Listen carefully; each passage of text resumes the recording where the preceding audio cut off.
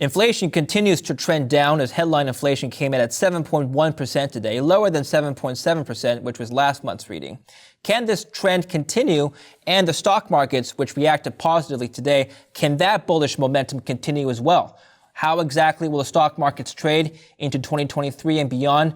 We're here to answer this question and much more with our next guest, Jason Shapiro, veteran trader who's been on the show before, calling for the stock markets to flatline for the next 10 years.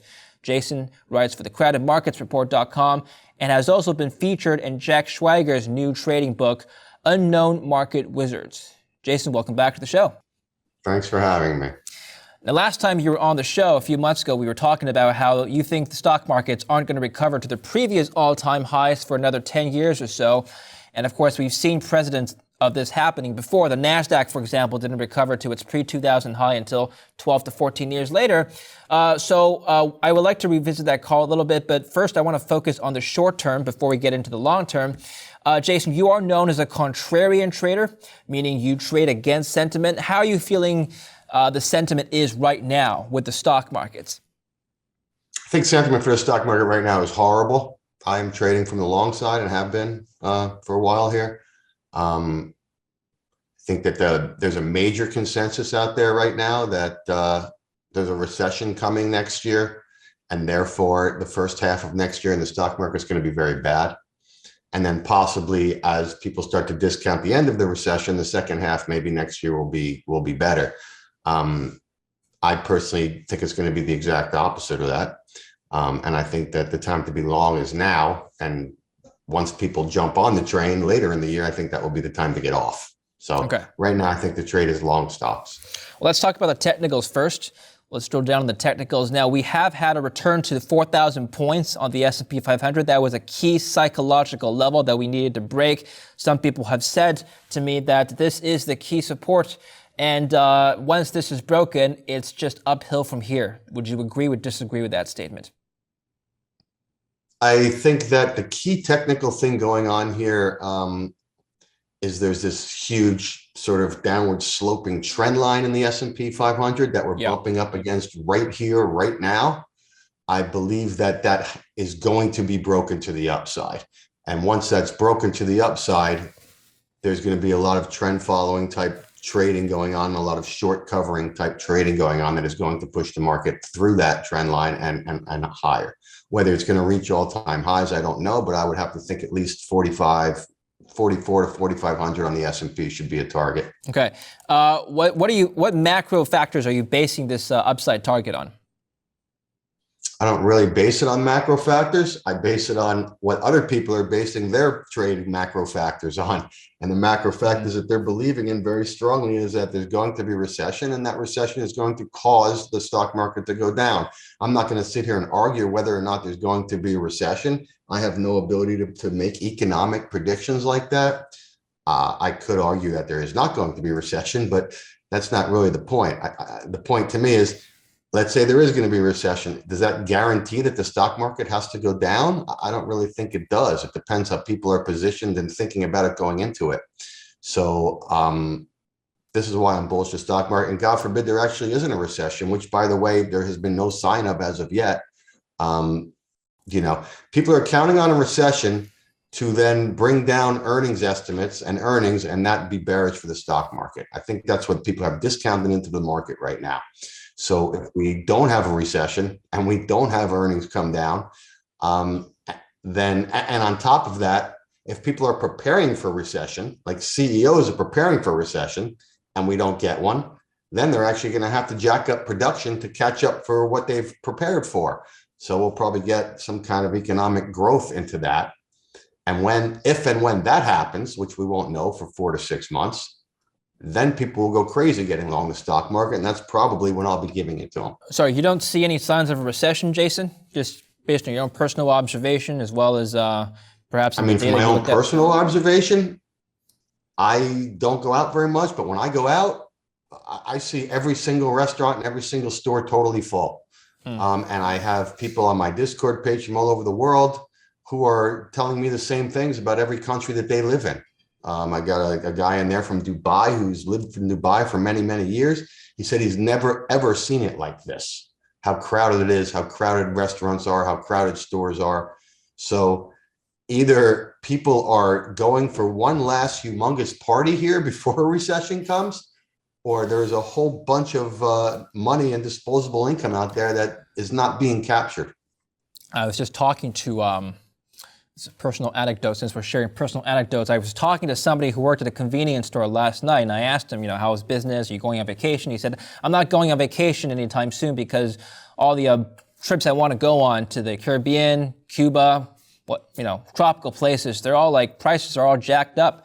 He said it doesn't make any sense right now. Are people just price gouging? They're taking advantage of the fact that people want to travel right now. I said maybe next year if and when things slow down. But yeah, from that perspective, you're right, Jason.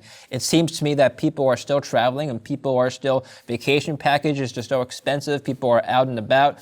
But why is there this narrative that people are concerned, people are worried? We are seeing some indicators of some worry building up. Personal credit card debt is piling up. Personal savings rates are going down. Why do you think that's happening? Yes, I think those are the ones that cause the worry. Because there's no question about that. Personal saving rates are hitting lows. Personal debt is hitting highs. Although I was looking yesterday, the last time that personal savings rates was this low was in 2005, and the stock market went straight up. You know what I mean? So I'm not an economist. I can't forecast economics. It's a head scratcher to me, just like it is to everybody else. But I try to deal with the world as it is, not with the world as I seem to be able to, as I want to predict it to be in 6 months to a year. And all I see at this point right now is the opposite of recession. As you said, I've never seen anything like it. The amount of people that are out and about and spending money is incredible. What about the housing sector? Even the Dallas Fed is projecting a further decline in housing prices across the country by the order of perhaps 15 to 20% if things get really bad, the latest report said. Mortgage rates, of course, are going up, as you know, and some people will have to cut back on spending because their variable rates have gone up and their monthlies are going up. So that's less money they have to spend on discretionary items, right? Is that a concern? So we're told. Has the Dallas Fed ever been good in their predictions about the housing market? I don't know. I'm not saying that they have or they haven't. I'm saying I don't know. I'm saying I've been ever since. Look, rates have gone up a lot. Yeah. Has housing prices have gone down? I bought the house that I live in about 3 years ago, and the broker that I bought it from calls me up every few months and asks me if I want to sell. I'm like, what? You can't find a house to get people to buy? I mean, I don't get it. I haven't seen prices go down. So again, maybe people are just drunk and they're going to go down 20 or 30%. But there's certainly no sign of that now, and interest rates have gone up. So, and are interest rates going up more? It certainly doesn't seem that way. It certainly seems like we're more towards the end of the cycle than the beginning of that cycle. So if their housing prices aren't going to go down while interest rates went up, then when are they going to go down? Perhaps prices are lagging. The Case-Shiller home price index has fallen a little bit, but it's nowhere near the 2008 dramatic crash that we've seen, back in the last recession. I think maybe in some jurisdictions prices have stayed stable. Maybe in other jurisdictions they've come down a little bit. But you're right. On the whole, we haven't seen a huge housing collapse yet. But let's speculate going forward. Do you think that day could come that you and I could have a conversation and we'll be talking about a very different fact, the fact that housing prices have gone down? Could that day come? Yes, of course that day could come. Should that day come? Yes, it should come. Will that day come? I have no idea. You know what I mean? I trade the markets as I see them, right? And right now I don't see it, right? Mm-hmm. We'll know. We'll know when the time comes. And I do think the time comes. I'm a long-term bear. And if I'm a long-term bear, then I do believe that's coming. But I just don't think it's coming until people give up on believing it's coming. So again, you get some kind of squeeze up in the market here. You get the Fed stop raising rates for a while, blah, blah, blah. Then people will give up on this whole recession idea. And I think that's when it will come. Things don't come when everybody's preparing for it to come, right? It's all reflexive. So when they're not preparing for it to come, that's when it will come. That's what I believe. Inflation data came out today, Jason. So 7.1% headline inflation. It was slightly lower from the consensus expectation. And so, you're seeing inflation coming down, you're seeing inflation not meeting expectations. Perhaps that might be a good sign, or perhaps that might just incentivize the Fed to, pull back on their rate hikes. What do you think? Yes, I think it will. And the headline number 7.1 is an annual number. If you annualize the monthly number, I think it's more between 2 and 2.5%. So if you're looking at 2 to 2.5% inflation, then the Fed doesn't have to raise rates at all anymore, right? The question, of course, will be, then what? Does inflation stay here, or does it start to pick up again, right? And obviously, that's the question that everybody wants to know, and nobody will know until it happens. But as of now, it seems like they've done the job of getting it under control. Money supply has gone down a ton, right? Yeah. And that's really what inflation is a function of the money supply, right? So they brought money supply down a ton, and so they're bringing inflation down. So there you go. So now people think because of that, the next level is recession and all that. But until there's some signs of that, I just can't believe that. And maybe the signs will just all come at once, and but I still think people need to give up on the idea first, and then it will come. Okay. It's so consensus right now. I keep saying, unless this isn't an economic thing, it's more of a market thing, because I don't trade contracts on the GDP growth. I trade contracts on the S&P or whatever else, right? So it's more of a market thing. Until people in the market give up on this idea that recession is coming and the market's going to go down because of that, I don't think it's going to happen. And when they give up, then there's a much higher probability of it happening. So, do you think that there will be certain sectors next year that will outperform others? Let's assume that inflation continues to fall, assuming that margins improve across all sectors, there must be a few sectors that will do better than others. Certainly. There's always certain sectors that do better than others. For me, again, as a sentiment guy and as a contrarian guy, I've listened to people, and this goes back to the idea of trading the last bull market. The real leaders in the previous bull market up to 2008 were bank stocks, right? Because of the whole mortgage thing and all that, and banks were growing and they were expanding everywhere, and they overexpanded and then they crashed. And this whole bull market, all I've heard is people say, buy the bank stock. This whole last bull market, all I've heard is say, buy the bank stocks, and the bank stocks are going nowhere. Citibank is still, I don't know the number, 70% lower than it was in 2008, right? And now, because of this coming recession thing, suddenly all those people that were bullish bank stocks and got nothing out of it for the last 12 years or 14 years, they've all given up and they're all bearish banks now. So to me, my favorite sector, I don't trade sectors, I don't trade individual stocks, but if I were, from a contrarian point of view, banks. And I haven't liked banks in 15 years. I'm saying banks, if I were going to pick a sector that's going to outperform from here. Don't banks usually benefit from rising interest rates? Are you assuming then that interest rates will continue to rise despite perhaps falling inflation? I think that banks benefit. I think the theory goes, banks benefit from a yield curve steepening, right? Because they borrow short and they lend long and they make the spread, right? The yield curve is not just flat now, it's inverted at almost, biggest 40-year inversions, right? I think that is going to flip as people flip from their idea of a recession is coming to their idea of maybe not a recession is coming. I think the yield curve will then steepen, and that steepening will support the bank stocks. Mm-hmm. Okay. That's the contrarian trade here, I can tell you. Generally speaking, how does one execute on a contrarian idea? At what point this is just trading strategy now, at what point do you look at the markets and you say to yourself, it's time to go against the herd? I mean, the herd isn't always right, of course, as we know, but they're not always wrong either. At what point do you differentiate between when the herd is right and when the herd is wrong? I think that's a good question. So I believe that the herd is right for periods of time and wrong over time.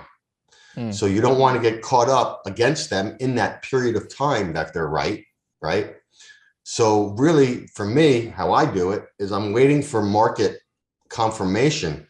I don't make any trades unless, I can have a million thoughts about this, that, and the other thing, but I don't make a trade until the market confirms what I'm looking to do.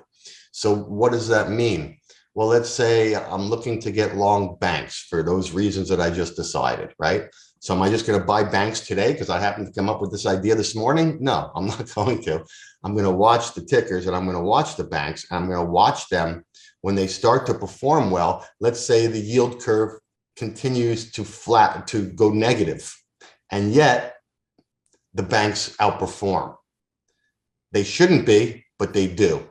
That's when I will do it. So that's the market confirming what I'm thinking against the consensus thought. So consensus thinks yield curve going negative, negative banks, and yet the bank stocks outperform. That's when I'm looking to go with it. I will mention that the banks across the board, Morgan Stanley cutting staff by 2%. So is this an indicator of them going through a tough time, or are they just becoming leaner and trimming down fat, so to speak? In other words, I think everybody is preparing for the coming recession. That's what they're doing. Which right? you don't think is happening. So it's not a question of I don't think it's happening. I think that if you've already prepared for it, then a market. It's not a question of whether the recession comes, it's how the market reacts to it and what the market's going to do, right? So if everybody's already prepared for it, then I don't know what the upside to trading that is, right? There's much more upside to trading against that, in particular, once the market confirms what you're saying, right? Like now, just in general on the S&P, we're going to break, I don't know where we're going to close today because it's a pretty volatile day, but we're most likely going to break through the upper end of this resistance level, right as everybody's talking recession. So that's the market confirming the contrarian trade to me. So, At what point would you see this, because you did earlier in the interview give an upside target, at what point do you think that the market will reverse trend and go back into a bearish phase? You did mention to me that long-term you think that you're bearish. Long-term you think that the S&P 500 and other stock indices are going to stay relatively flat, not retrace their previous all-time high. So my question is, what indicators would you look for a reversal of a bull trend? So I will be looking at the same things I always look at, which is A, positioning, which right now has people short stock indices. When that flips to have them long, I'll be looking to go the other way. When I start to hear the same people that are guaranteeing essentially recession coming next year, when I hear them giving up on that idea and saying, oh, it actually looks like that we're having growth instead of recession, and now we have to make up for that recession thought, so we're going to have strong growth. When they start saying that stuff, then I'll be looking to go the other way. So they're going to have to flip from this recession thought to a non-recession thought before I'm going to start thinking about getting short. So we're probably a good 3 to 6 months away from that, I would think. All right. Now, do you think there's anything that the Federal Reserve can do that might flip the markets in either direction? I mean, sure. They move the markets, but what are they going to do at this point? It seems like they're going to, at the very least, pause on interest rates. And then the next big question will be, what's next? If the economy starts to weaken, then are they going to cut rates? Or if the economy never ends up weakening and gets stronger, are they going to raise rates? And that is my guess. And that will probably be the catalyst for the next leg down, right? People will get excited about the fact that the economy is not going into recession. It's actually in growth. And then all of a sudden it'll be like, boom, well, now the Fed has to raise rates again. So that's going to crush it again. That's my thought of how it will look. Okay. All right, Jason, finally, give us some more trade ideas besides financials. We know you like banks, but in the short to intermediate term, how should one be positioned to take advantage of this next bull phase, however short-lived or long-lived it may be?